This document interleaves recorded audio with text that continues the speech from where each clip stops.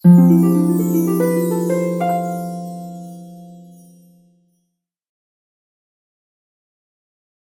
wonderful to have all of you here back to understand legal issues, which is the objective of the public interest law course. I am very excited to introduce today's speaker, Senior Advocate Devidas Pangam, Advocate General of the State of Goa, who will speak to us on the role of the Advocate General in the legal affairs of the state. Why do I say I am excited? So far, we have organized, what do you want?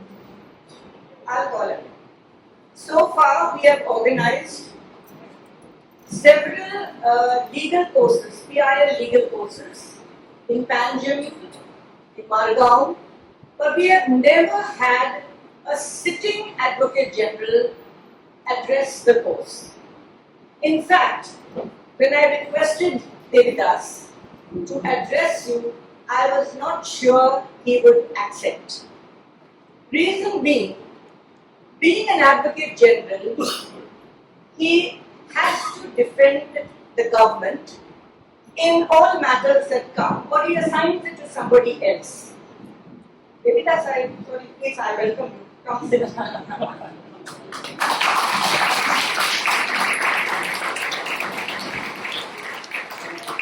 So, the best way to. yes, they will give you one more applause, don't worry. So, when I asked him, you see, the Advocate General is most often on the opposite side of the cases and the causes that Goa Foundation and other NGOs bring to the court. And I thought that he might find himself in an embarrassing position, facing a whole bunch of potential activists who are going to bring a whole lot of other issues before the court, which we hope you will do, because that's the purpose of the PIL course, to empower you to get bold and to start taking legal recourse if you have a case, not simply taking problems to the court. But we very much wanted the Advocate General to address this PIL course, because while we try to understand legal issues, it's very important that we understand the role of the Advocate General. What role does the Advocate General play in legal affairs? Is he meant to defend only government policies, or is he the Advocate General for the citizens of the state as well? What is his role? How does Mr. Devidas Pangam understand? Can the Advocate General support PILs, or must he always take the side which says that, well, contrary to what they say, I will say this, the government says this? Does the government have to listen to any advice that he gives? Or can the government disregard his advice and do something else? And if so, does he still have to defend the government if a case comes to court? These are some of the questions and the queries which I hope the learned Advocate General will address in the talk that he gives before you. Oh, wait a minute. I have not introduced Mr. Devidas Pangam as yet. I have gone on to the subject matter of his talk. So, Devidas, if I may just call him so, is a homegrown boy. He is from the city of Maksa, and as many of us are from Maksa and the neighboring villages, we feel very proud that one of our own, brought up in our own town of Maksa, has risen to the highest legal post in the state vis-a-vis the government. Devidas' biodata states that he was a lawyer since 1995, and he has appeared in various matters involving constitutional issues, environment, taxation, and service matters. He has served as standing counsel for the Medical Council of India and the Goa State Election Commission, among other entities. He was appointed as the State Advocate General in June 2019, and he is the state's top law officer till date. I must conclude this brief introduction by telling you some of the PILs that Mr. Pangam has supported as Advocate General or has got the government to also support. One is the construction of pavements in Mapsa. You know, the clock tower going down to the taxi stand, the clock tower going the other way to the stadium. Then on both sides, if you look at it as a cross, the one going to the district hospital, the other going to St. Xavier's School. Well, work orders have been issued, part of the pavements are constructed and work orders issued so that citizens don't have to negotiate the traffic which is heavy on that road. And I remember that on the very first day when I took this with PIL to the court, he said this is a matter of public interest, it must be done. That was one of the cases. Another one I'd like to refer to is that the RTI Act. Recently, he told heads of all departments at a function which was held in Panjim, your role is to give information.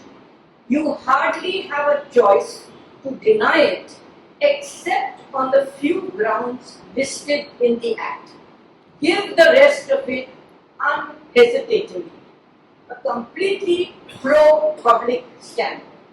The third one that I would like to mention, there are many others, but the third one I'd like to mention, which you may not quite believe, but when the government issued orders for the takeover of 88 mining leases in the state, the lessees rushed to the court for stay, for cancellation of the takeover orders, even though that was the direction of the Supreme Court. And Mr. Devidas Pangam put up a stout defense in favor of the state's decision to take over the mining leases. And for the very first time in a mining matter, the government and the Goa Foundation were on the same side. Mr. Devidas did all the arguments, I had little work to do, and we both shared the victory that the court held in our favor. So please join me with an applause in welcoming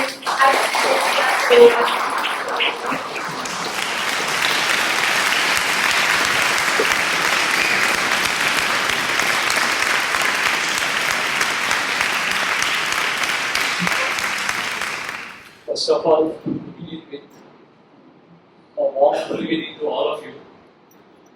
It's my pleasure and privilege to be here amongst you. You are citizens of this country. More than that, you are resident of this town, of which I am very, very proud of. It gives me immense pleasure to be with you, and especially on this occasion when we are talking something about law and public interest. Before we start, I must congratulate Madam in front of all of you for getting that senior gown. She deserved it for long. So give her a long.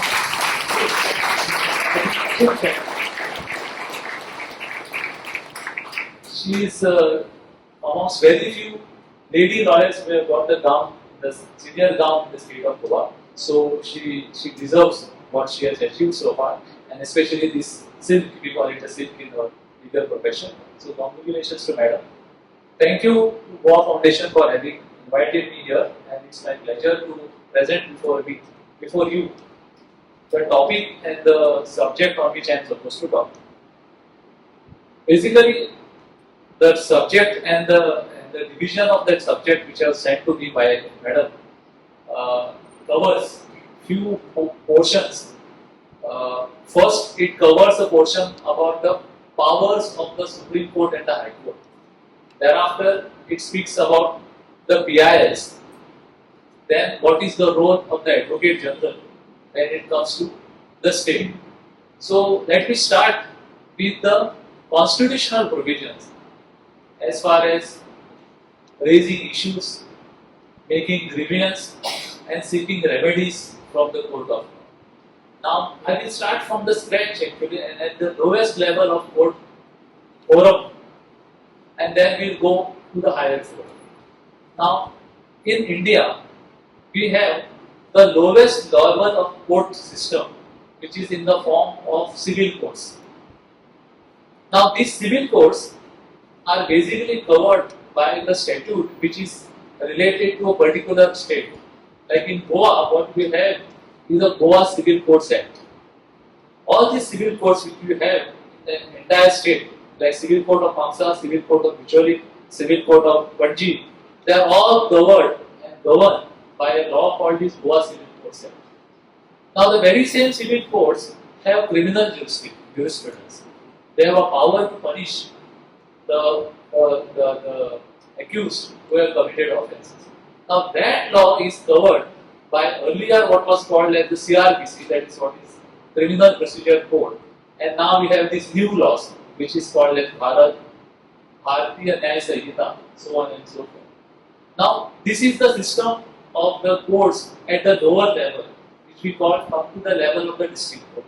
Now, above the level of the civil court and the magistrate who are criminal courts, basically they are the same people, but they sit in different roles. When they sit in criminal court, they are called as judicial magistrates, whereas when they sit on civil side, they are called as civil judges. Now, above them, next hierarchy is of a district judge. This district judge is at the level of district, and you will have main district judge, then you have additional district judges. This is the level of judiciary as far as district level is concerned. Above district court, you have high court for the state, and above high court, you have a supreme court. And there are other tribunals, other quasi-judicial authorities on which I will speak later on. But this is the hierarchy of judicial system in India. Now, as far as Constitution is concerned, Constitution is provided for Supreme Court of India, then we have High Court, then it speaks about the District Court, and it speaks about the lower judiciary, which we see in the form of civil judges and JNFCs. But as far as High Court and Supreme Court are concerned, their subject or their power, their appointments are entirely governed by the constitutional provision. The eligibility to become the High Court judge, eligibility to become the Supreme Court judge, who shall appoint the High Court judge, who shall appoint the Supreme Court, that field is entirely covered by the Constitution. Nothing is left as far as the legislature is concerned, nor anything is left insofar as the executive is concerned. But as far as district judiciary and judiciary subordinate to it is concerned, it is governed by the statute, as I started by saying that it is governed by the Goa Civil Codes Act, and then criminal courts are governed by the Criminal Procedure Code. So this is a broad hierarchy and system of judicial discipline or judicial hierarchy is concerned. Now coming back to the remedies which are available to a citizen under the Constitution, because there are several remedies which are available to the citizen. There are remedies which are available in the Constitution. There are remedies which are available under other laws. It is not that you have remedies only under the Constitution. The majority of the remedies are provided in the other laws which are in force, whereas the major remedies which we think and which are there in our mind are in the Constitution. Now, if you see the Constitution, the first remedy which you think under the Constitution is under Article 32 of the Constitution of India, where, and kindly remember that it is in Part 3 of the Constitution, which speaks about the fundamental rights. Article 32 falls in the category of fundamental rights. So, every citizen has a right to go to the Supreme Court under Article 32 if his fundamental rights are breached, affected, or invaded. The citizen has a right to approach the Supreme Court under Article 32. Now, as against Article 32, we have Article 226. Mind you, this is not in the Chapter 3, which speaks about the fundamental rights. This is in the other constitutional provision. Now, Article 226 is what? What is it? If you read it, Article 32 compared with Article 226, you will find Article 226 is much wider. As I started, under Article 32, you can approach the Supreme Court only if your fundamental rights are affected. If your any other right is affected, you cannot approach the Supreme Court under Article 32. But When it comes to High Court under 226 of the Constitution of India, you can approach the High Court for not only breach of your fundamental rights, but for any other right of yours under any other law. And the High Court has powers to issue directions to the state. Now, state, that is another issue which I will come to. What is the meaning of the state? So, remember that provision of Article 32 is a restrictive provision, although it is very, very powerful article, but it is restricted to the fundamental rights. Whereas Article 226 is wider. The High Court, in addition to the writ which the High Court is entitled to issue, can issue further and other directions. So it is in the wider area that the jurisdiction is exercised by the High Court. Now, under Article 32 and Article 226, in the Constitution itself, they have spoken about 5 or 6 writs which can be issued by the High Court and the Supreme Court. Now, what are these writs? First writ that is spoken about in the Constitution is the writ of habeas corpus. Now, habeas corpus is a Latin word. I will tell you what is the literal meaning of it. Habeas corpus means produce the body. Corpus is body. Produce the body. What does this mean?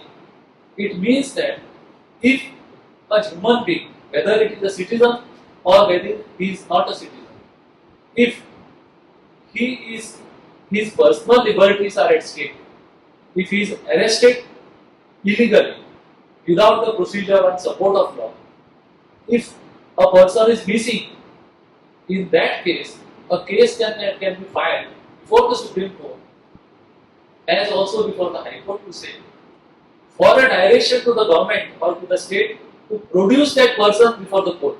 And it is the duty of the state to produce that person before the court or tell the court that if somebody is arrested by the government or if somebody is missing, what about his where he is, for what reason he has been arrested.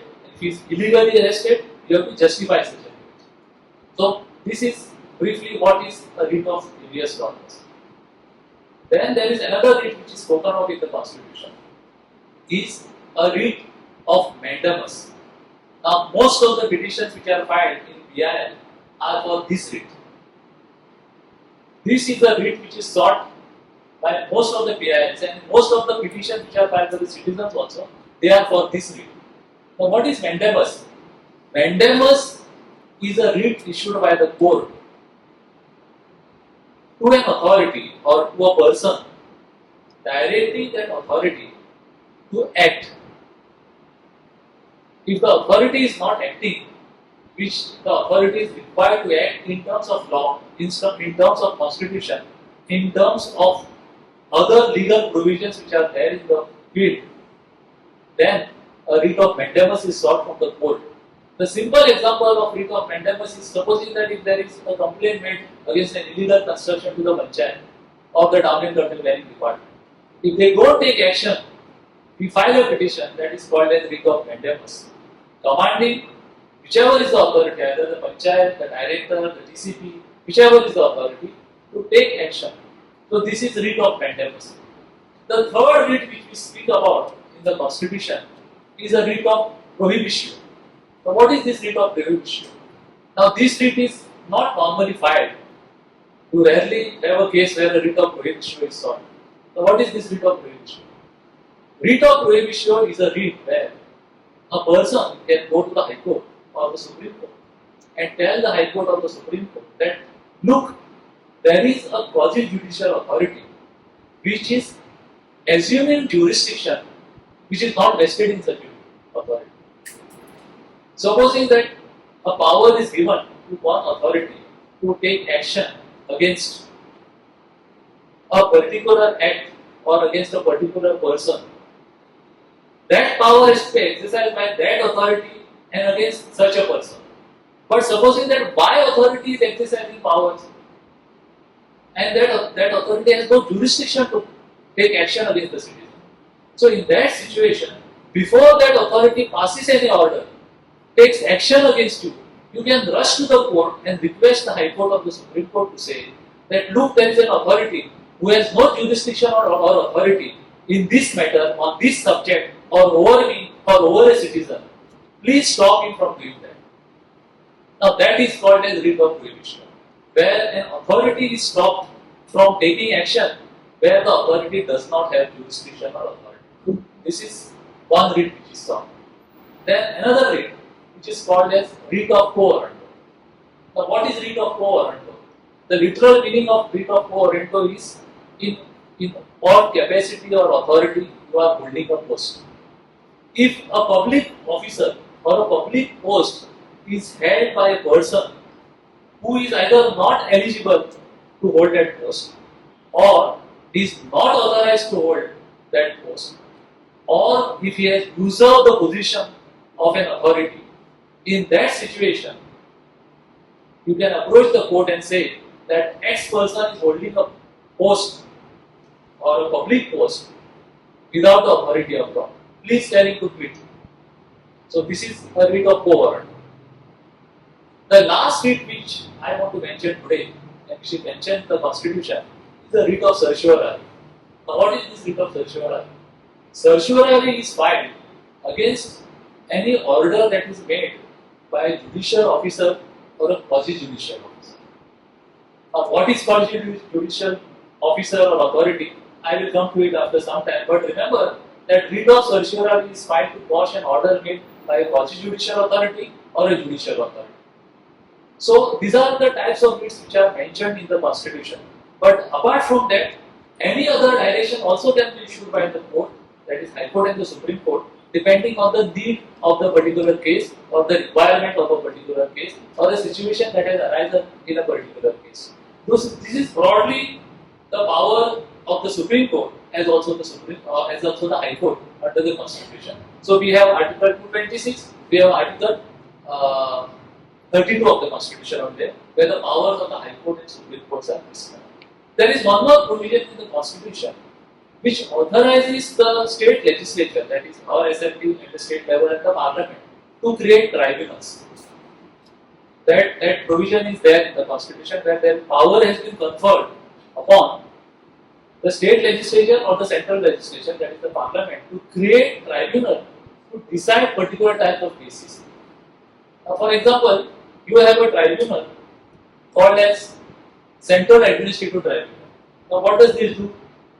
All service matters of the central government, the officers of the central government, if they have any grievance about their service matters, they can file cases before the Central Administrative Tribunal.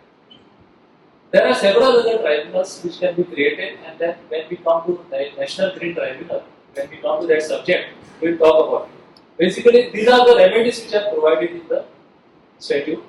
Plus, there are tribunals created for the defense personnel, like Army, Navy, Air Force. They have their own law, and there are tribunals created to dispose or to hear their disputes arising from their service conditions, arising from their court martial, and so on and so forth. They are specialized tribunals. Our courts do not have jurisdiction, like all the civil courts and JMFCs or magistrates do not have jurisdiction over army or a naval person or an Air Force person. So those are also tribunals which are created and protected under the Constitution. So this is the basic framework of the remedies which are available under the Constitution. But apart from that, the fact is that we do not know, or we really are not interested in knowing what are the other remedies which are available under the law. Like all the civil courts, the criminal courts, the quasi-judicial authorities, and the powers which are given to other governmental authorities are very, very wide. It is not as if that in the absence of Article 226 or 32, the citizen is remediless. Like for example, if there is anything or any nuisance that is caused in a neighborhood, you have a right to complain to the citizens, to the authorities. If the authorities fail to take action, then you have remedies against those authorities. Like for example, there is a provision in the Criminal Procedure Code where if the nuisance is being caused, earlier it was section 132 of the CRPC, which empowered the executive magistrate, that is the Mamletdar or the collector, to get rid of that nuisance. Supposing that somebody has thrown some waste on your access. Somebody is creating pollution in the neighborhood which affects your right. You were entitled to go, or you are still entitled to go to the collector or the magistrate and invite an order restraining that person from doing such nuisance. This remedy normally is earlier times it used to be availed by people, but of late somehow this has been not been availed by the people. There are other remedies which are available. For example, under the Health Act, there is a duty cast on the health officer to see to it that the nuisance is not caused, nuisance is not discharged, the pollution is not caused, neighborhood is not affected by adverse or pollution. All that is there, but those are remedies. Unfortunately, today we are not availing them, or people are not finding it to be adequate. People are finding it not to be quick, and they do not find it efficacious. That's the reason why possibly people are not approaching on this authority. So this is the framework of the legal system or the courts which are there. Now coming back to the issue of PIL. Now with this background, we know what are the remedies which are available for a citizen. Let us come to the public interest litigation. How it started and what is the root cause for starting of this public interest litigation. Now in legal field, there is one concept or a doctrine called as locus standi. Now the fountainhead of all this case law or the subject of PIL is this topic called as locus standi. What is this locus standi? The locus standi means a right in a person to approach a court. And what does that mean? The first test to entertain a case by court on behalf of a person is that you should be aggrieved by something. You should be personally affected. And the court is not going to simply decide a case because you point that there is something illegal that is happening. The first requirement of the legal principle is that you have to show to the court that you are being affected by that wrong that has happened by either an officer or a government or somebody else. So the concept of locus standi, which was there for hundreds and thousands of years, was prohibiting or was coming against the way of any third person going to the court and telling the court, saying that there is some illegality that is happening. So this concept of locus standi was there for hundreds of years in the court of law, where you could not entertain or you were not entertained in the court of law because the argument against you was that how are you affected? Supposing that there is some illegal construction that is happening at Giri. I am staying here, I live here, my property is here. The argument was that how are you affected by it?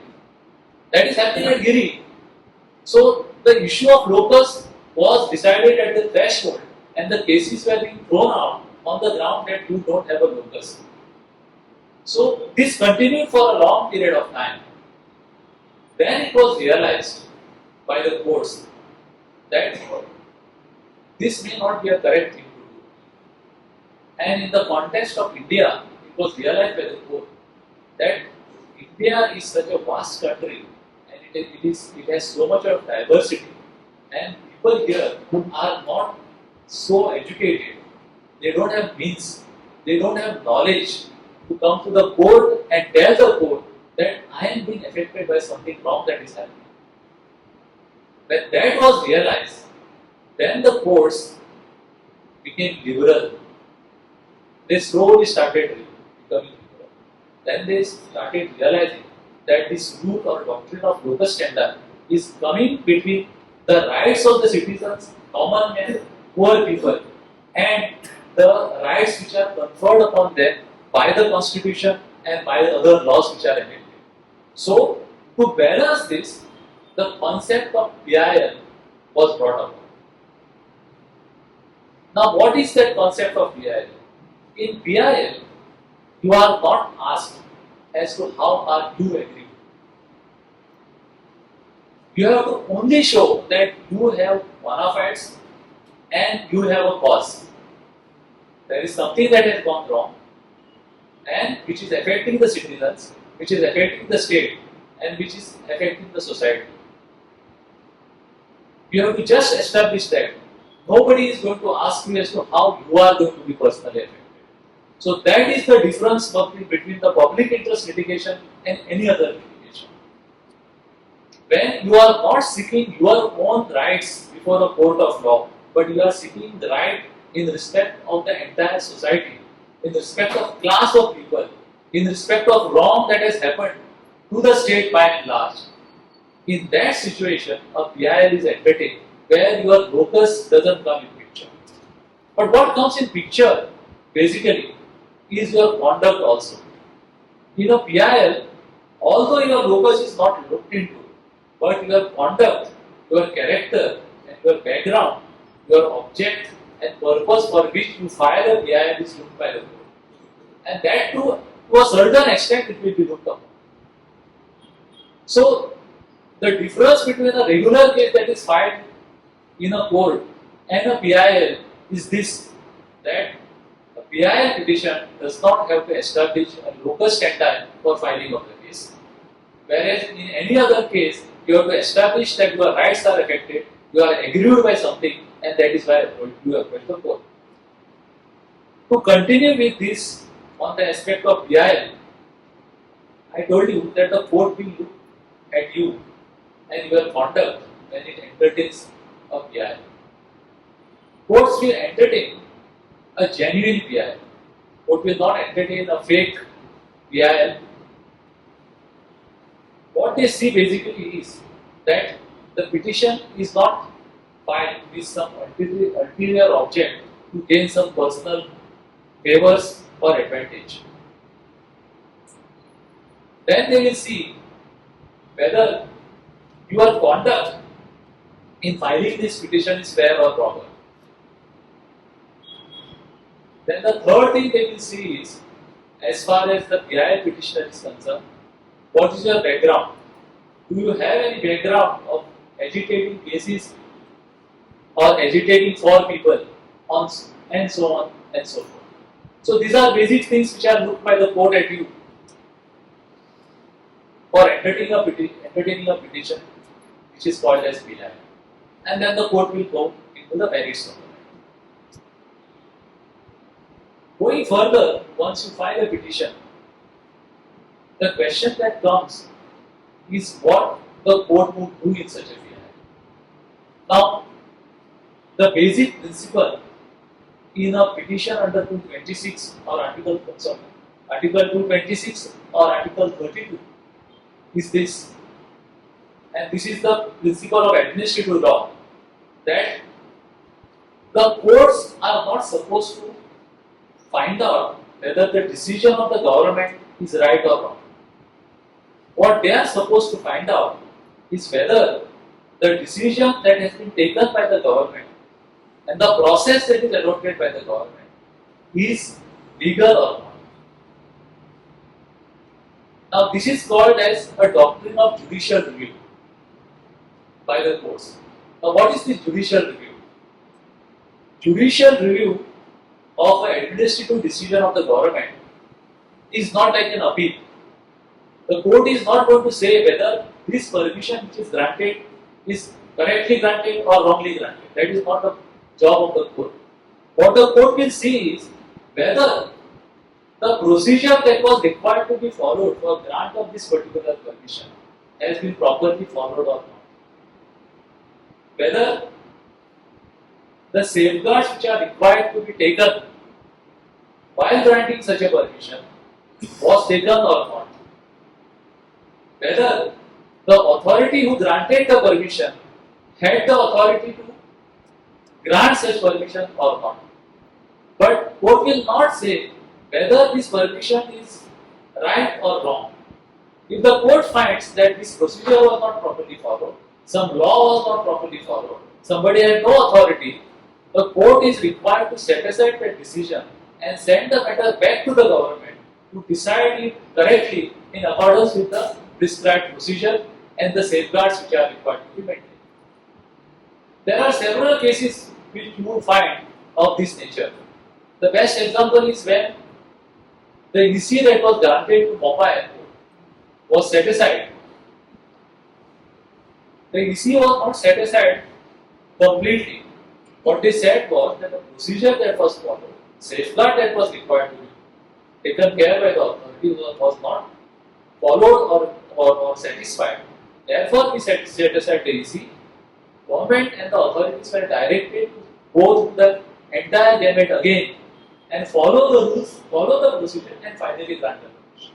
So, you remember that merely because somebody thinks that the permission ought not to have been granted for this particular project, I don't agree with this project, on this ground the court will not interfere. You have to establish that the procedure was not followed, or you have to establish that such a permission would never have been granted. Like for example, if the construction is permitted in a CR area, that permission could not have been granted, so the court will say that you could not have granted such a permission. But the court is not going to decide that no, this permission otherwise ought not to have been granted. So this is the distinction between deciding whether the construction should come up or not and deciding whether the construction ought not to have been permitted because of X, Y, Z reasons which are there in the statute. So this is the scope of the judicial. Now what is this judicial review? Judicial review speaks about one major principle. What is that? That principle is that when some expert who are supposed to administer, they take a call on a particular subject, their expertise, their knowledge and their decision on merits cannot be interfered by the court. Court can only find out whether they have not followed the law. What happens is the court gives due credence to this expertise. Like EC is granted by the experts who are scientists, who have long experience of administration, who have considered this type of applications, so on and so forth. So one of the salient features of judicial review of administrative action is this principle is that the court will not sit in appeal over the decision of the experts. This is one salient feature of this judicial review. There are several facets. The classic judgment on this judicial review is what we call as Tata Cellular judgment, where they have discussed all these issues of judicial review of administrative action. And they have laid down principles in which situation the court will interfere, in which situation the court will not interfere. This is one feature which any PI litigant will have to remember, that the court doesn't decide it on merits, the court decides it on the basis of judicial review of administrative actions. Now,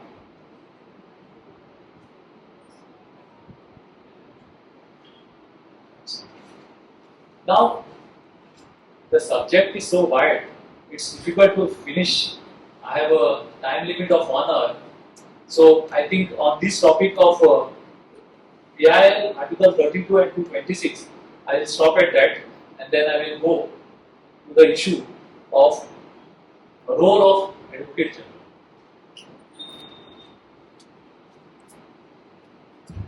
Now, as you are aware, that in every state there is a post called as Advocate General, and at the center there is a post called as Attorney General. Now, Advocate General is appointed under Article 165 of the Constitution of India.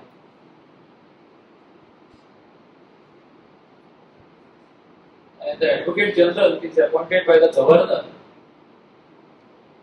and he shall hold a post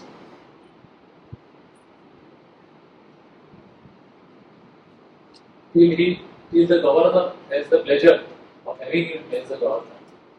Sorry, as an Advocate General. That article is very short, it only says so, and then it further says that the remuneration of the Advocate General can be decided by the Governor. These are only 2 lines in that article. And you will get very little material on this subject. But as far as the activities, acts, duties and functions of the Advocate General are concerned, they are very, very wide. Basically, this concept of Advocate General has come from Europe. Obviously, it had to come from Europe. Our constitutional ideas are there evolved from what happened in Europe. So there was a post of Advocate General in England, in France. The roles are different, by the way. But in any case, I will not go into the history of the post of the Advocate General because of the time limit which I have. Basically, Advocate General is the first law officer of the state. He is supposed to advise the government on all legal issues, constitutional issues. He is supposed to defend the government in its actions and its orders or functions in a court of law. As far as the Advocate General is concerned, he has also right to address the assembly. He can advise the legislative assembly.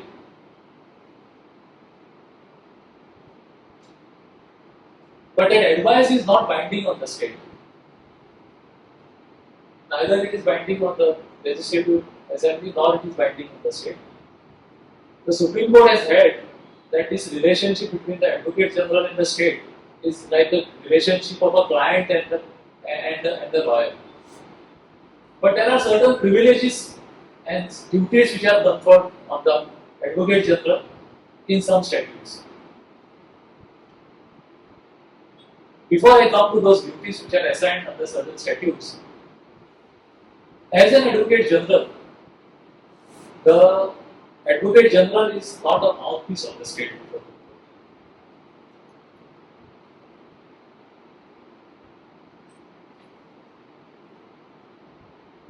It's the duty of the Advocate General to tell the court what is the correct position in law and what is the correct proposition of law when it comes to the constitutional as also the statutory. One more facet is that if a statement is made by the Advocate General before the court that is binding on the state cannot go back on that statement. Any commitment given by the Advocate General to the court is binding on the state cannot go back on that statement. Any concession that is made by the Advocate General is binding on the state. Basically, Advocate General is of the state. What does the state mean? The state means that entire system by virtue of which we have established this administration under the Constitution. The state has been defined in the Constitution also, and it includes the judiciary, it includes the parliament, it includes the legislative assembly, it includes all governmental authorities, it includes every tribunal, every possible authority under the state in the country is included within the definition of state. So when we say that the Advocate General represents the government, really what it means is that the Advocate General represents the law as such. The Advocate General has to be on the side of the law.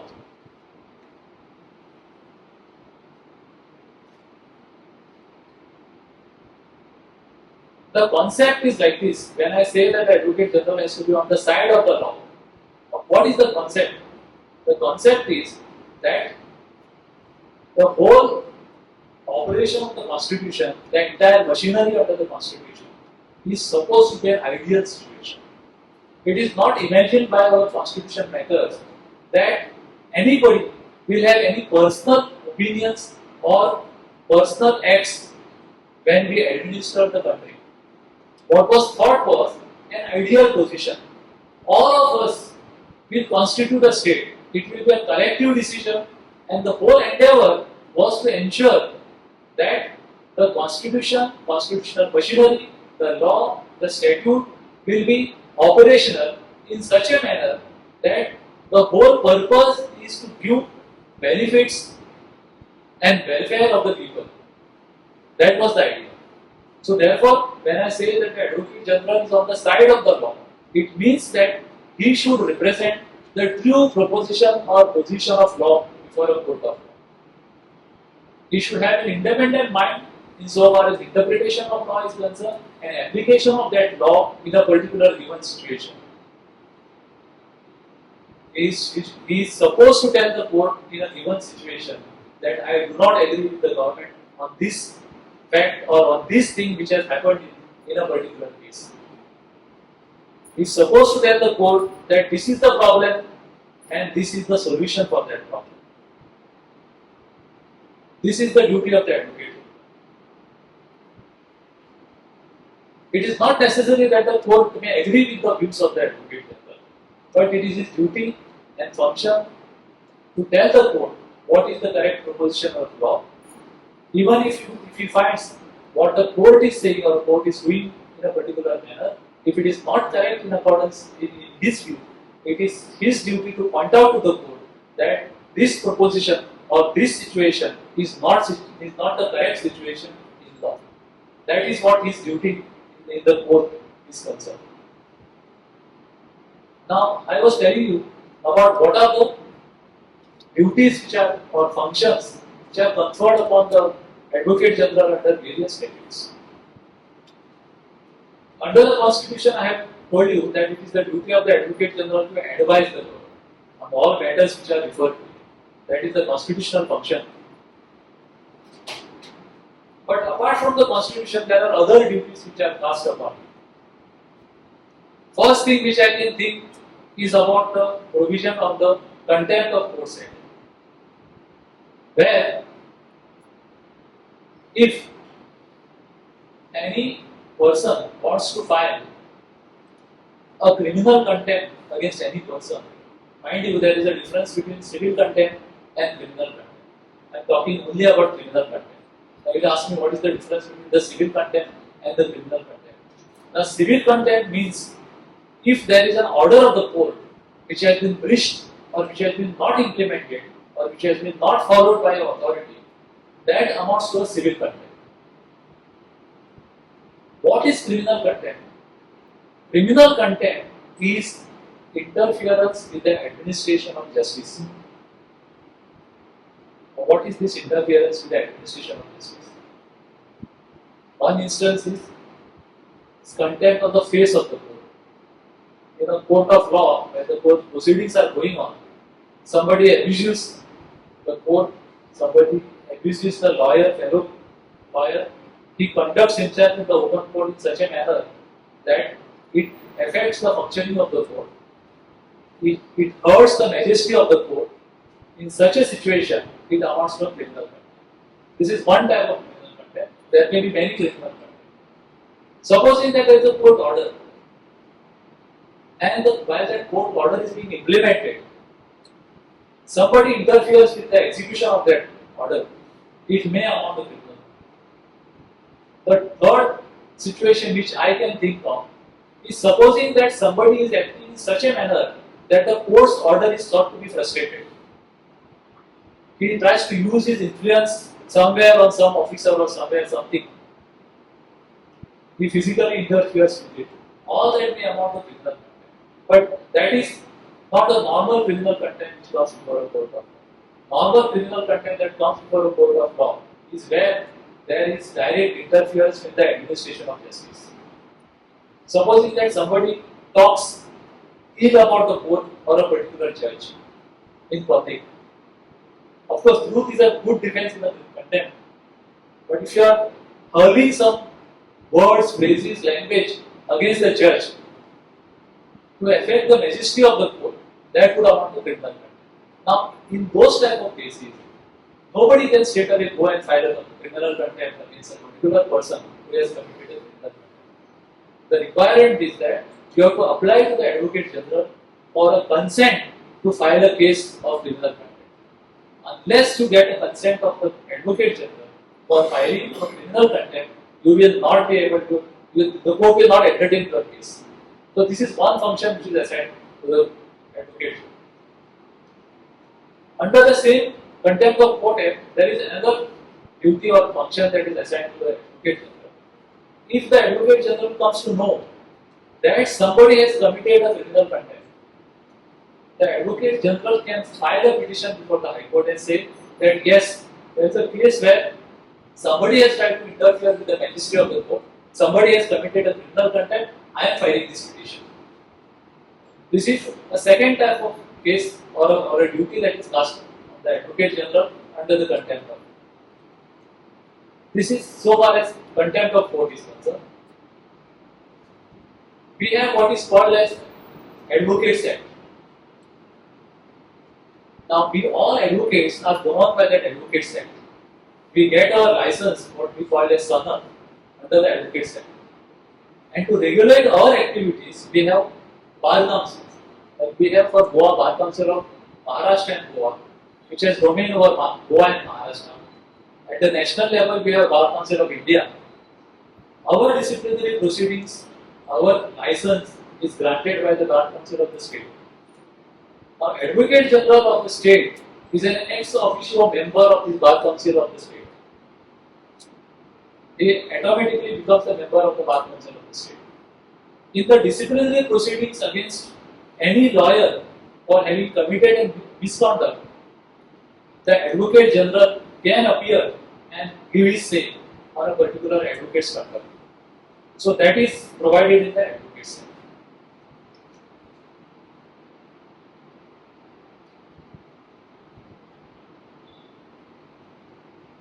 Then there is one antique law which is called as Civil Procedure Code. Why I call it antique law? Because this law is made in 1908 by the Britishers. And one of the major reasons for delay in cases in India is this particular law. This law is so tedious, it has not changed in tune with times.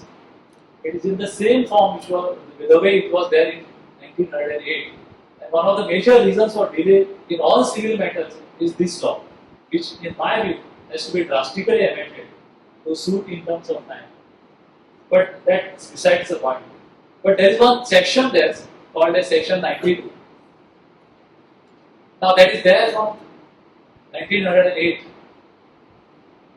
There it's a trivial section which enables the Advocate General to file a suit if there is a public trust and there is some mismanagement or misappropriation in that trust.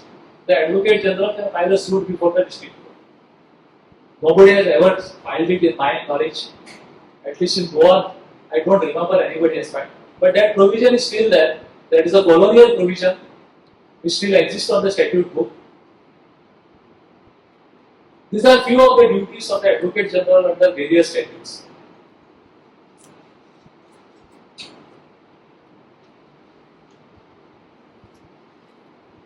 Now, it's very interesting actually.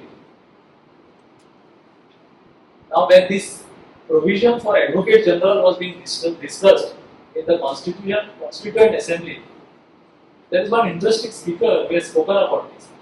Because I don't know whether you have ever read the debates of the Constituent Assembly. It's very interesting. Every article of the Constitution was debated in this Constituent Assembly. And mind you, more than 50% of the members of the Constituent Assembly were lawyers. So you can imagine what type of debate on every article and every word in the article might have taken place during that time. And if you read it, you will be amazed the level of discussion that took place during that time in the Constituent Assembly, and they were aware of possibly every problem which we face today and possibly every problem which we may face in future in next 50 years. They were mindful and thoughtful of every possibility. I will read only one passage as far as the post of the Advocate General is concerned. When they debated, they proposed an amendment to the existing, the one which was presented in the Constituent Assembly. But ultimately that amendment was disallowed by majority. But the level of debate that took place in that Constituent Assembly was amazing. If you ever get chance to read it, please read it and you will realize our representatives at that time, what was the level, how imaginative, how knowledgeable, and how they were concerned about the country and the people of this country and the smallest person in this country. So please, if you get a chance, please read it. Now, as far as Advocate General's post is concerned, I have taken a brief of this discussion. there were several suggestions which were made as far as this article is concerned.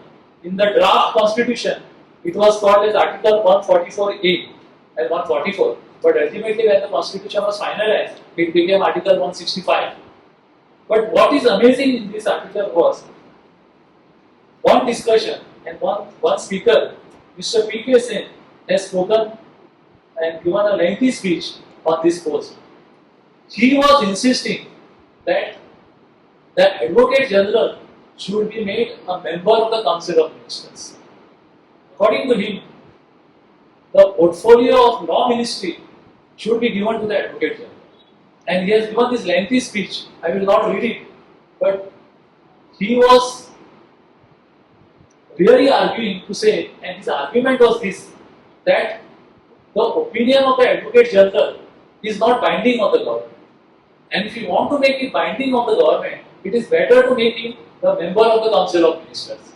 Otherwise, what will happen is there will be a legal luminary who will give his legal opinion, which would be ignored or discarded by some elected representative.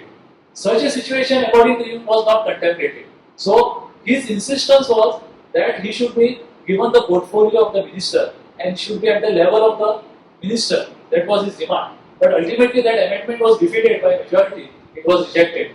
So, this is only for the sake of history and some interesting fact. If this amendment was granted, possibly I would have been in a better position. But thankfully, it is not granted. So, not many things I can say, but we have constraint of time. So I think I will conclude today's talk on this particular subject. I'm sorry if I missed out something on the aspect which I have spoken about. I'm surely I have missed out so many things because this 1 hour's time is not sufficient. Thank you very much for listening to me patiently and giving me this opportunity. Thank you.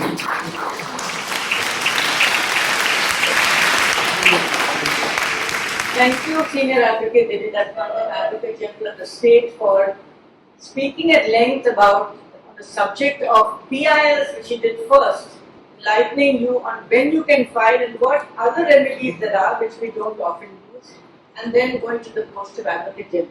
Thank you for congratulating me on Senior Advocate status. I must tell you that Mr. Devidas Pangam also got Senior Advocate status at the same time as me. And he has black hair, so he's much younger, but I had to reach wisdom age, so to speak, before it reached me. So, congratulations also. Now, I'm throwing it open to the House first. There are a few questions which have already come to me, but the complaint of the audience last time was that they didn't get a chance. So, I'm opening it first, and if you don't have questions, then I will go to the slips of paper which Melissa has holding. So please put your hands up. 1. Please put your hands up so I can call out. 2, 3. Okay, first 3 for the moment. 1, 2, somewhere here, and 3. Please give them the mic and please. I have informing Mr. Advocate General that you are going to ask about the present status of your cases. He is not going to answer those questions because that is out of this PIL post at the moment, so please don't ask questions of how you are faring and don't quarrel with him about judgments that you have sought. Yes, please go ahead. Thank you. Sir, I missed out on one and written in the form of, I've got 5 of them, but I missed out on one, which you mentioned is not very, it's not used much lately. There is habeas corpus. There is covenantal, prohibition, mandamus, suicide. It's one that I cannot get. Certiorari. I think you have missed out certiorari. Yeah. I have that. Yeah. Co-warrantor. See, mandamus. Possibly mandamus. Have you Covenantal, I do have. mandamus you have noted? Mandamus, yes. Well, Habeas corpus, yes. Yes. Prohibition, yes. yes. Covenantal, yes. Yes. Suicide. Yeah, that's all. That's how it is. Five minutes on mine. There's one that you did mention somewhere where you've not heard of people using it lately for a long time. No, prohibition. That is prohibition. Thank you. Okay. All right. Here there was someone, yes please.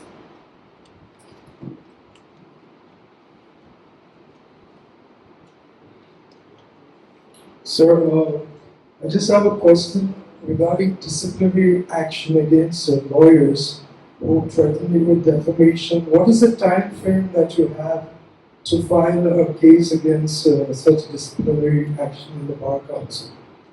There is no limitation prescribed for filing such a complaint. No time limit is prescribed. You can file it anytime. Okay, somebody over there, put up your hand.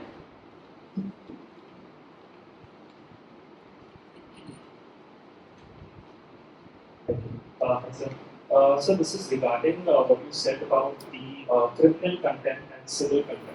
Now, you said that the Advocate General has the power that if he sees that there is a criminal contempt to start a, initiate inquiry on this court.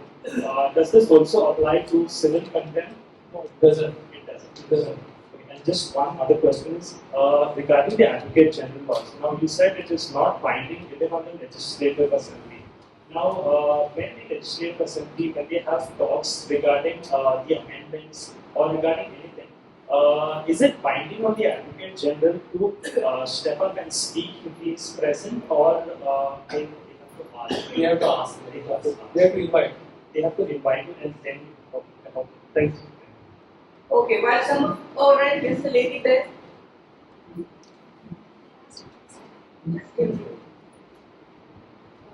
Thank you, sir, for this lecture. My question is regarding mandamus. Now, when there is a request to the authority directing them to act, supposing they report that they take an action, but if that action is inadequate, what recourse do we have? Then still file a petition. On top of that, Yes, that is not a complete action. okay. And what proof do we have to show for it to be for our stand? In terms of if we are saying it's not a so for example, if TCP has to come and do an inspection at a particular site, they claim that they have come there and they have done the inspection, but their findings are not meeting what we can see on the ground. Then how do we prove that? Like what documents do we show to show the discrepancy between the two? There are two things. Now, you will have to get the copy of that inspection report.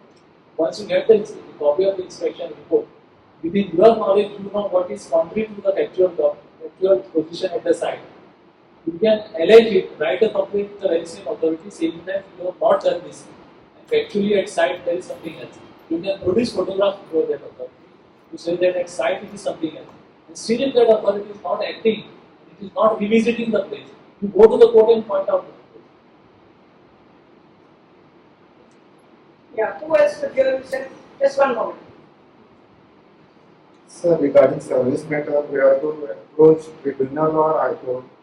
As far as Goa is concerned, there is no administrative tribunal, but there are internal appeals which are provided. Supposing that somebody has been punished by, let's say, his scale has been reduced by one position, you have an appeal to the next higher authority in your very department. Once you go to that appeal, if the appeal is decided, you can come directly to the High Court. Central something central. That is for central government. With the employees of the central government, you have a complete remedy before the central administrative tribunal. I made a distinction between the employee of the state government and the employee of the central government. Yes, ma'am. Thank you so much for the lecture. I really enjoyed it. Just wanted to ask you regarding the antique law. Since it's not been effective since 1908, has there been any reason why it has not been amended, why it has not changed? And it's been the reason for all the delays that we've had in our legal system. Any thoughts on that? See, I have said that it is not changed. Basically, what I meant was that we want a completely new law on this subject. But there are minor amendments here and there which have taken place, but they have been not able to answer the problems which we face on day to day. There are two amendments which I can straightaway talk about, which have helped a little bit, but they have not given us a complete solution. One is they have brought about amendment insofar as commercial litigation. That has given some solace to commercial transaction. Then they have brought about amendment to some portions of evidence act, where instead of going in the witness box and already giving the statement, see, in the witness box you have two types of situations where you have evidence in chief and evidence in cross examination. So that first stage or first level, that is called as examination in chief, is done away with. You can only find statement and affidavit, and then thereafter cross examination takes place. So sometimes they have saved on that now, but it has not solved the problem. You require a complete revamp. In fact, you require a new law on this subject. It's more than 100 years. It's more than 100 years. So, but any effort made by state governments across the country, something that you know about? There are efforts being made, but what happens is we have not able to find an alternate solution. What happens is when we are used to a particular system, first hurdle which is there in our mind is to change. We are hesitant to change to something new. There is always an opposition from particular sector or particular class of people. We have to overcome that. But secondly, most importantly, we have been not able to give an alternate solution as of now. Despite best efforts being done by several people, it has not come up well as far as alternate solutions is concerned. We hope that on some day we will come out with a perfect solution to What this is, problem. sorry to put you on the spot, but what is your opinion? What is the hurdle that we are facing? One hurdle is, as I see, that there is a lot of mental block as far as lawyers are concerned. They are used to this system for 100 years. To change to a new system, the lawyers as well as the judges, they are actually finding it difficult to accept a new system. And then they think that if you do X, then Y problem will arise. But that is, I think, part of our development. This is there in every field. We are bound to face problems, we have to overcome it. And somebody has to some way rise up and say that enough is enough. Now we will come up with something new solutions, new issues. Because, like you said, it's affecting the delays in Yes. all. I mean, that should be a priority, right? That should be Because that the regular citizen, that's what we face. that is true. That Thank is you, very ma'am. true. I agree with you.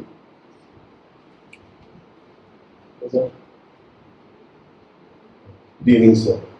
See, sometimes the High Court gives direction to the lower court to finish the matter faster because it's taking too long. What is the limit? Because I have a case which is nearly 40 years old, and because the directions are given, the judge every 1.5 months he takes a hearing. You know, and I have to pay the lawyer. So I told my lawyer to just give a long date. How much is the time limit given by the court, by the High Court to finish it? Within how much time? I don't know, the case is 40 years. No. In your case, there is a direction given by the High Court Yes, to finish it quickly. yes, How much time is given? I don't know. So it depends on that. If the High Court has given 1 year's direction, possibly it will go with that pace. If the High Court has given 3 months direction, it will happen faster. But you are saying that fast or early rates are creating problem for you because of the economic reasons. No, not only that. Huh. I feel that see, this thing is gone to the Mamladar. The reference is made to the Made to the Mamlatdar. Mamlatdar. It's a tenancy case. It's not a tenancy case because it's a short pen. So short pen doesn't come under tenancy. But how it has got to the Mamlatdar then? That means somebody has claimed tenancy. Yeah, yes, tenancy. Yeah, But tenancy issue cannot be decided by the civil court. It has to be decided by the Mamlatdar. The law is that the civil court will refer this issue of tenancy to the Mamlatdar. But But there are directions issued by the government also as well as by the High Court to finish these tenancy cases in a time-bound manner. it's not happening. Time bound how many? And if it is the High Court, Within 1 year's period. it's for 40 years. Maybe. No. My father expired, my brothers expired. No. The person who was with you also. The directions are given 2 years back. No, 2 years back to finish tenancy matters within 1 year's time. no, I don't know when the direction is given. The direction is given to the High Court. Oh, sorry, the court. So there should be a time period. So should I go and find out how much time is there? In your case, the civil court cannot decide the matter unless the Mamlatdar's issue is referred back. Correct. But they cannot give a direction to the Bangala to finish it. There are already directions given by the court as well as by the government to the Mamleda to finish it fast. So it's not Sir, happening. you find out some more details about your Okay, matter. okay. Yes, certainly. Yeah. Yes, ma'am.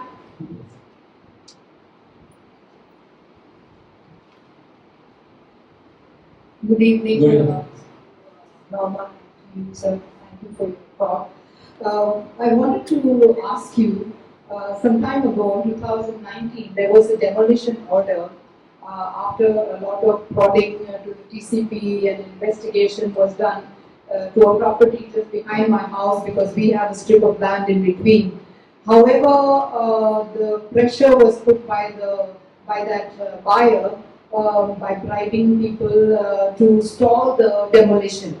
And the secretary of the panchayat, he didn't follow up with the demolition, just did some haphazard thing. And then I went back again to the director of panchayats and told him to pursue it, but it is lying in cold storage. So now the buyer, the seller has now gone to the fifth buyer, and he's trying to put me in trouble now because he sold it to a Delhi party. He said, I'll take care of her. So how do I handle this? I can answer this, but I think this is a personal question. Better you consult your lawyer who will advise you. I don't have the means to hire a lawyer, so what should I do? That's why I'm asking you. I'll tell you. All ladies in the country get free legal service. You just go to the High Court, you will get a good lawyer. They will appoint a lawyer for you. Okay. Yes. Thank you. Alright, before I take your questions, and let me do a few which have come up here. I think people don't want to stand up and ask this, but I'll ask. Advocate General, you have said you have to be on the side of the law. If you have to be on the side of the law, then why maximum illegality is done by authorities and the AG is slow in giving reply of the state, and these cases get disposed of without a state reply? May I know the person who has asked this question?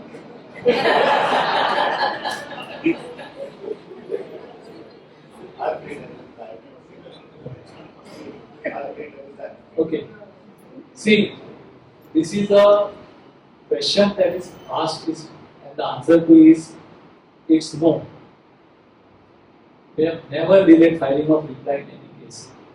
This is my emphatic statement, and I think I should say this with all respect that this is totally false. Okay, should I go to the next? If the permission should not be granted in agricultural land by the department, what action will be taken by the court on an officer for giving permissions illegally? If permission should not be granted in agricultural land by the department, I guess he means town planning department, what action will be taken by the court on an officer for giving permissions illegally? See, firstly, the court will set aside that permission if that permission is illegal, and if the officer has acted and which amounts to a misconduct, the court will direct that an inquiry should be held against him.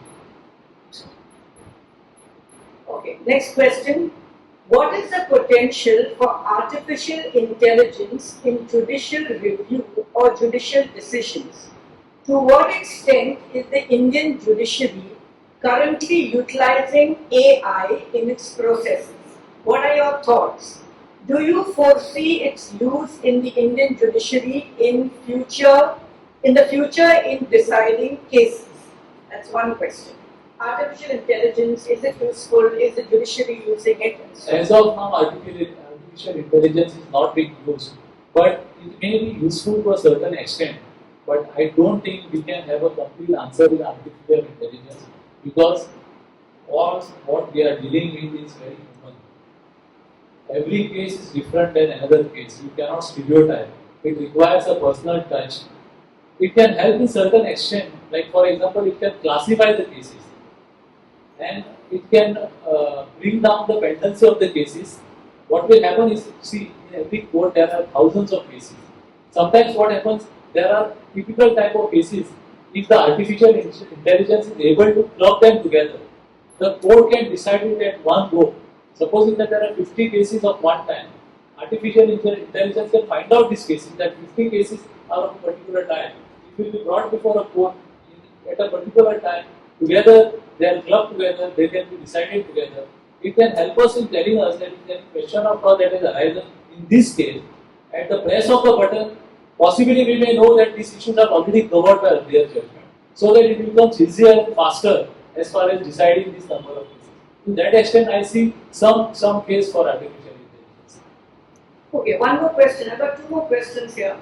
If a complaint regarding an illegal construction is pending before the NGPDA or the Town Planning Department, can they refrain from taking action or inspection of the premises by giving the reason that the owner of the construction has been granted an ad interim stay from the Directorate of Panchayat with the appeal remaining unresolved for over 4 years without any hearings being held? I must tell you that as far as this issue is concerned, last week on Friday the High Court has taken a suo motu cognizance, and today I have argued this matter. The arguments are incomplete, which will continue tomorrow. The High Court is seriously thinking of taking all these issues together in one PIL about all illegal constructions which have happened and which may occur in future in the entire state. They are going to pass some sweeping orders. They are going to take measures. What preventive measures can be taken? They want to provide for a complete mechanism to all these problems which are faced in the state of law. So just wait for some time. I hope that something good will come out. Yeah, they are grouping the matters together, and they are also saying that we will look at disciplinary actions also. So they want the Advocate General to advise them first on what are the legal provisions, what possibilities are there before they take a decision. Yes, sir. Somebody put up their hand there. 2, 1, 2 for the moment. Yes, please. My question. Give him the mic. Others can't hear this. Question is, can the GPDA refrain from taking any action, saying that the matter is sorted as Before whom? before the directorate of action? No, it cannot. They are doing Go to the court. Go to the court. Okay, well, here there's a gentleman who put up his hand long. I know somebody else is good, but I don't know if this has happened in Goa as yet, but in several states and perhaps the union government as well, we are seeing that laws are being used or misused in a way that the process becomes the punishment. I would like to know what your thoughts are on this and what the Advocate General or Attorney General should be doing about it. so what do you mean process becomes a punishment? Just I mean, to give an instance, the death of Father Stan Swami and recently of GN Sai Baba. These deaths occurred ultimately after such a long period of time, and after the perhaps because of the imprisonment without bail for that period of time, the man died. Okay, understood. What is the question? This is the fact. He said it's a fact. He said the process, that means the delay results. Yes. See, delay, as far as delay is concerned, there are two things. See, I was giving one lecture in Goa Medical College on the aspect of medical negligence, and I told them that the new law on business side has become very stringent insofar as doctors are concerned. So one of the questions that was asked to me was that how can you do that? And the question that was asked was that supposing that I have treated today about 100 patients, whereas my capacity to treat this patient is only 20. So if the last patient which I treat today, by mistake, I give him wrong tablet, okay, and something happens to him, are you going to hold me responsible? His question was genuine, he was right, but I told him that look, the problem with you is that instead of treating 20 patients, which is your capacity, you have to treat 100 patients. Same thing happens in the judiciary. The judge has a capacity to handle 5 cases in a day. His board is not less than 50. What is he supposed to do? Who is responsible for this number of cases which are coming out? Our capacity The whole problem with us is the population explosion. We are not able to cope up with the population. Number of cases are increasing because of the number of population, number of people. So that is our root cause.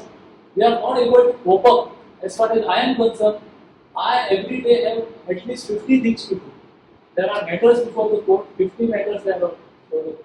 I have to look into them. There are at least 20 files come from the government for opinion, for advice. My capacity is to handle only 4 or 5 cases per day as a human being. But that is the problem we face in the country, in the society. We are part of it. But I cannot afford to say that if I committed one mistake, that should be condoned because I am under 100 cases today. So this is a fact, this is a truth, this is what is happening. But I can only say I'm sorry. Okay, I have a question. Just wait, sir. Before this, there are some ladies. One minute. Yeah, there's a lady there, there's a lady here, and then there's Sabu. So thank you for your talk. My question is with regards to judicial review of administrative action. You said by virtue of the principle, it allows, say, a scientist, Experts. or say experts. But my question is related to, say, a scientist comes with an EIA report. Say, for instance, MOPA. How has it failed with the Schedule 1 animal, state animal? How has it failed, which is endangered? How did the EIA report go through? How did the MOPA airport give the permission? I think understand your question. What's the question?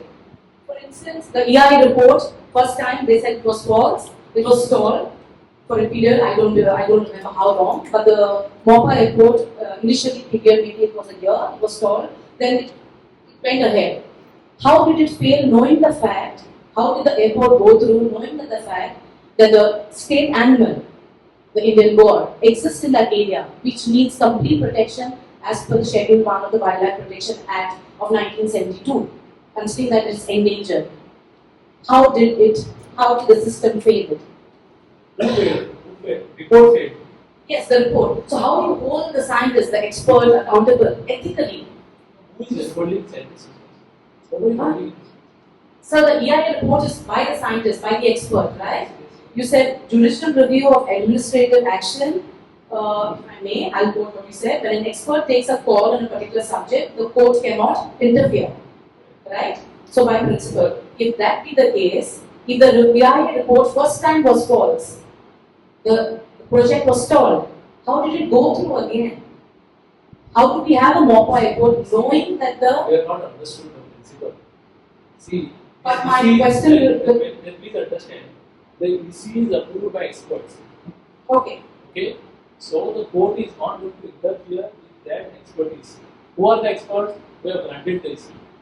Yes, I got you, sir. Court is not promising, you are mixing this up. Yes. The person who prepared the report is somebody else. EC is granted by somebody else. So Okay. after the report is submitted, there is a committee who decides about the grant of EC. They are supposed to be expert. They have granted the permission. Therefore, the court will not interfere with their expertise. So how do you make the court? Now I get you. Thank you. How do you make the court hold somebody accountable? Somebody has failed the Indian court, which is supposed to be protected. That is It's a state animal, sir. So which is part of the ICN. that I am saying that there are two things. The court is not going to decide Yes. whether that dog is in danger or not. That is not for the court to decide.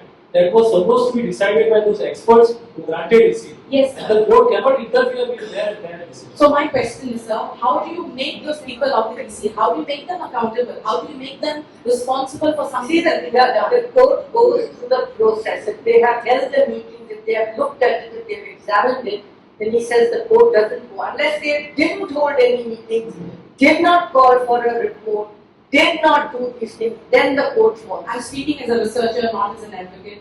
So as a researcher from the science background, as a scientist myself, not with animals, but I think it's a state animal listed in the endangered. I'm not saying the court has failed. Therefore, How do you make them accountable? Therefore, the court doesn't agree with you.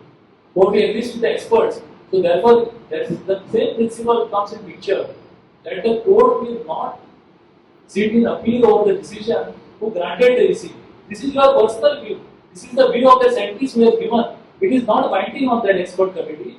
And whatever is decided by the expert committee is binding on the court. Okay, next question. So my topic was on NGT, which was a topic for this session. And my question is, Goa being known for the greenery and biodiversity of Goa, why there is no NGT in Goa? Because all the cases have to be taken outside Goa. See, that is the discretion of the central government, which court to form, where to sit, all that is somewhere it has to sit. Now you can't insist that High Court is in Panji, somebody who is sitting in that is a remote village of Balpoi, he can always argue, no, why there is no High Court in Balpoi? It should have been there in Balpoi, why it is in Panji? Why Supreme Court is in Delhi? Why there is no Supreme Court in Panji? So it has to be left to the requirement and the persons who are deciding where there should be a city. So there is no hard and fast rule. Somewhere it has to be there. Within the economic means, within the financial capacity of the state and the government, it is decided that the court of law has to be sitting at a particular place. You can't insist, there is no right in you to say that the entity should sit in Goa. You can make a request depending on the capacity of the government and feasibility. The government can have an entity here or they may have a circuit city, but nobody can insist it as a matter of right that the entity should be in Goa. Thank you.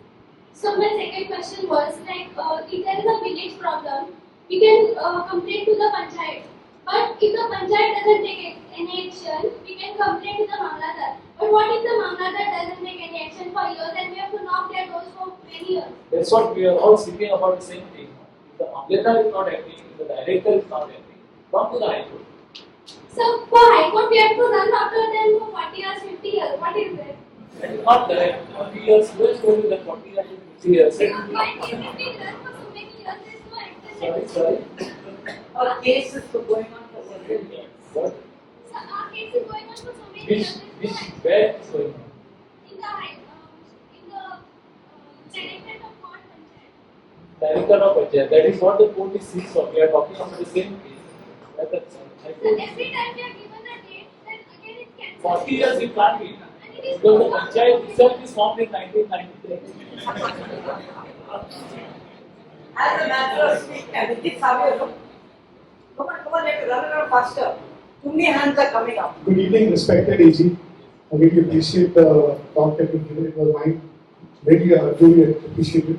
My question is that you rightly said that we have this population explosion and we have so many cases that are pending in all the courts, including High Court, Supreme Court.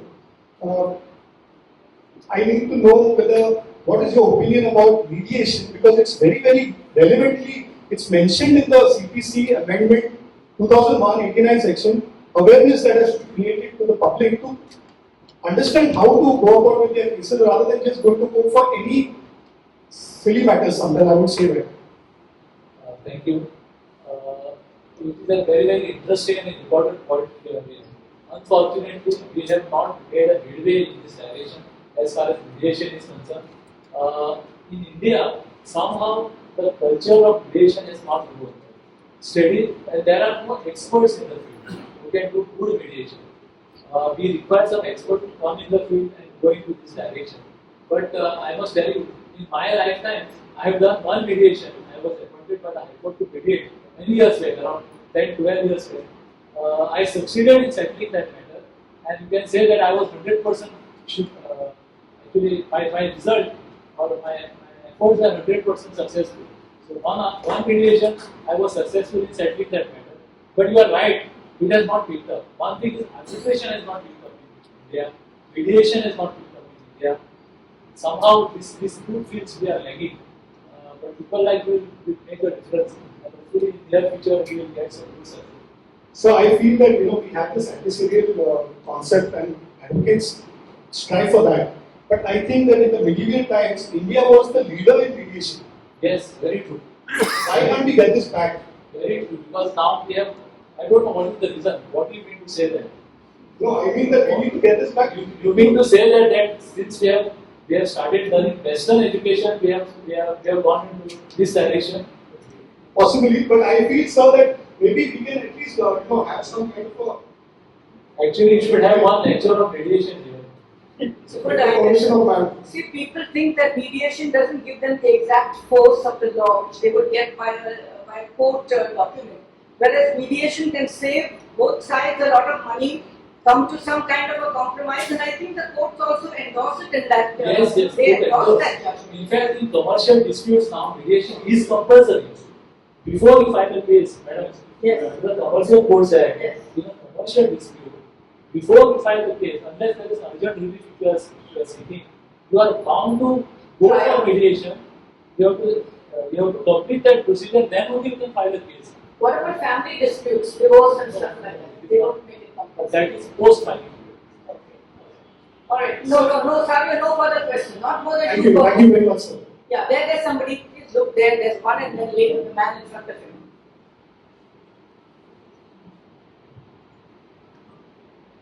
Good evening, sir. Thank you for the talk. Very interesting. There's a case of a house which was built somewhere in the 1900s. The panchayat says that it is illegal. So we submit all the documents. Panchayat withdraws and says yes, since it's existing, it's okay. You can go ahead. This happened somewhere in Jan or Feb. In October, it is linked up again saying your house is illegal, please come and prove, otherwise you will be demolition. So in this case, what is our remedy? They have passed a demolition order. No, they have not passed the demolition order, but they asked us to submit the documents in January or February. But earlier occasion they had passed an order of discharging the notice. Yes, they passed an order.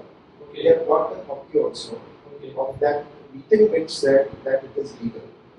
But and after that, again now. Is it shown in the survey records? Yes, it is shown in the survey record. We have renovated it, we have reconstructed it. No, we are not renovated it. But because the house is crumbling, they have to do something else. What did you do? We did let's say the walls were crumbling. So on the roof which was crumbling, we did not have the old tiles, we put a new mango tiles. Only tiles. Only tiles. You have not changed the walls. No. Walls are intact. Yes, and we have told them you can come and you can also take a survey of the walls, whichever way you can identify how old these walls are. And they are also in that old Portuguese record, which we have given them. Portuguese can get the Anyway, see, there are two things. One thing is you can reply to them, pointing out that it's an old structure, it is shown in the survey record. You point out their earlier order and say that please discharge your notice. Otherwise, you can go to the court, you can go to the. But how long should we now respond to the director of Panchayat? We have appealed to them.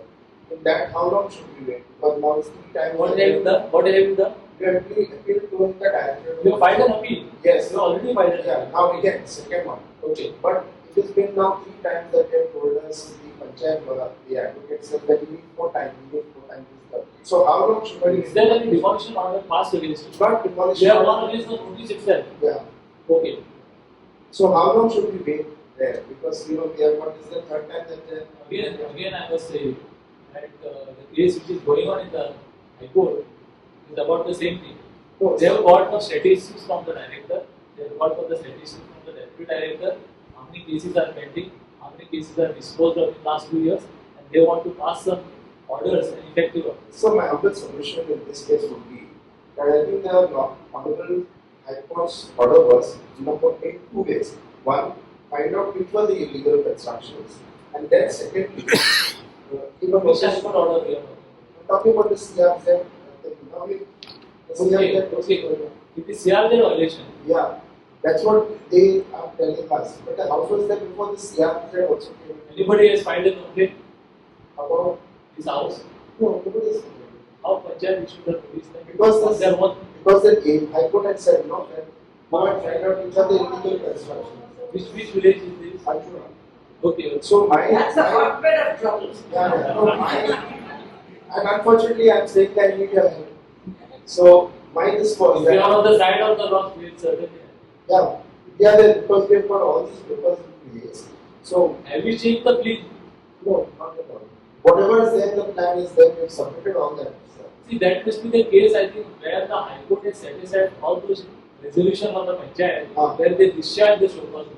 Right. You remember? Yes, In yes. one shot, they said that all is legal. That the High Court set aside the order of the resolution. The of the Panchayat. Panchayat. So it must be that case. So can we? Therefore, it is not as simple as what we are trying to No, portray. but my question was that if the panchayat at that time, when passing the resolution, was satisfied with the documents that we gave them, that it is legal, can they go back and say now that it is legal and again call for those Well, documents? there were a lot of similar resolutions and the panchayat scrapped everything, the High Court told them go back. So they have therefore gone to all the resolutions again and issued a fresh show copies. I think you just have to take your case and prove it before the director, say that this is what it was. And if it's delaying for too long, then you can go to the High Court and you can say, give me a time frame. How long? How long? Until you get tired. When you get fed up, you go to the High Court and you say, I have gone 10 times now here and my case is okay? Thank you for the patience hearing and this. Okay, now I'm only taking 2 more questions because we're almost at the end. The gentleman was here in front. My people don't even listen to me. Come on, yes. 1 minute, 1 minute. Given the mic there. Hello, sir. Is there any rule for restricting the fees of the advocate? Good question. No, absolutely no.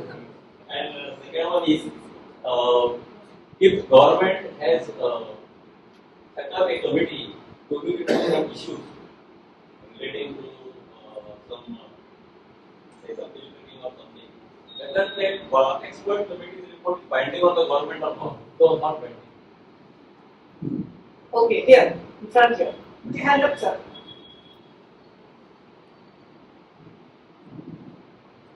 Thank you for giving me the time. I have a question which I would like your advice on.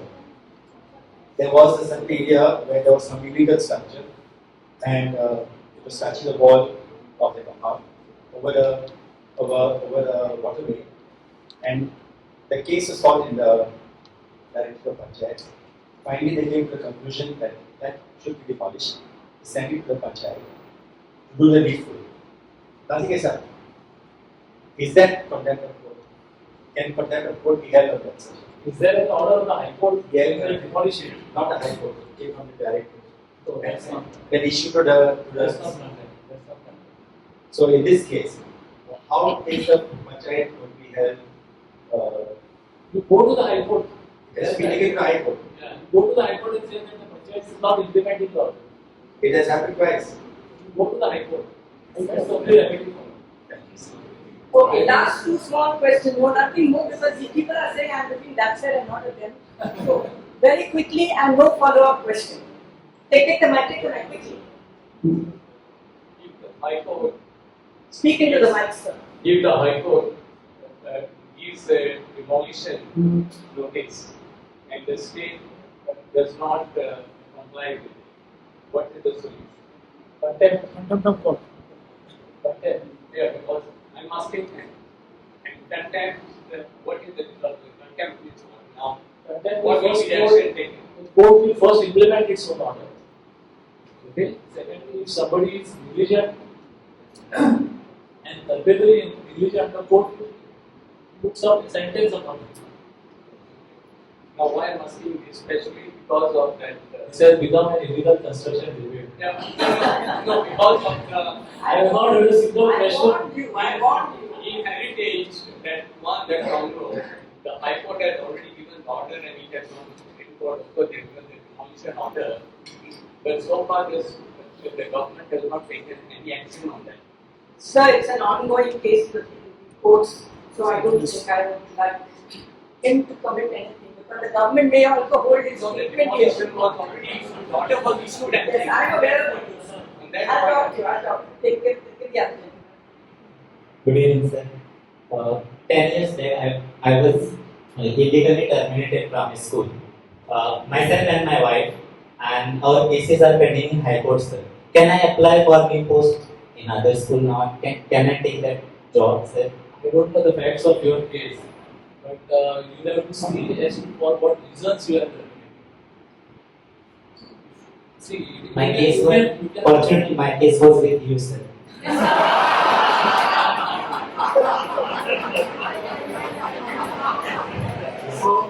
So it's not the owner to talk about your case. Yes, sir. Can I apply for new roles? Sir, you can discuss with him. So I think now it's getting more and more personal, and that's the bottom line of the whole thing. So may I request the director of Goa Foundation, Dr. Alvares, to please come and thank the Advocate General on behalf of the foundation and on behalf of all.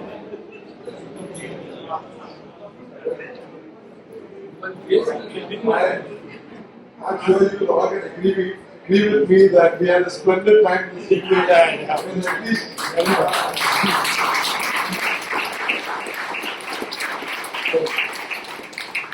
one thing that we like about him is he's very clear, he knows what he has to say, and he says it with a mouth, and we have to thank, Norma mentioned the way he handled it was, this is Abhijit Singhvi on the other hand, on the other side. Abhijit Singhvi, the one who appears in all the Supreme Court matters. And Devidas put him effectively in his place. He repelled every argument that they brought up challenging the 1987 Act, which had removed all the leases and so on. And then after some time, I went and asked his assistant, Simone, I said, but are his notes somewhere? And have she said, we have no notes, he just argued like this. So I felt that is something that I felt deprived because as a litigant, I normally like to have what are the arguments somebody has done. If they have done extraordinary arguments, we have a copy of them because we can rely upon them. But if I knew that this was going to happen, I would have taken a recorder and recorded whatever he had said. Anyway, thank you, Devidas, for the extraordinary lecture which you did. And then I asked Siddhari to please give you our oracle. On behalf of the participants, we give you all something useful, no flowers or anything, but you can go and thank you guys. Thank you very much. Come again. Yes. Thank you, everybody. If I have said something untoward, sorry.